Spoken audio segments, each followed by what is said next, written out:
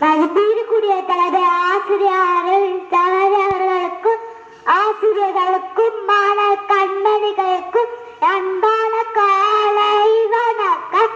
மோகன்தாஸ் கரம்சந்த் காந்திய மகாத்மா என்று உலகம் போற்றியது ஏற்றுக்கொண்டது. மாந்தர்கள் ஒரு தரும் என்று அமர கல்வி இவரை சுத்தி காட்டினார். எந்த போராட்டத்திற்கும் உகந்த வழி ஒரே வழி அறநெறி சார்ந்த அகிம்சை முறை அதை பின்பற்றுவதா அண்ணல் காந்தி அறிஞர். நாம்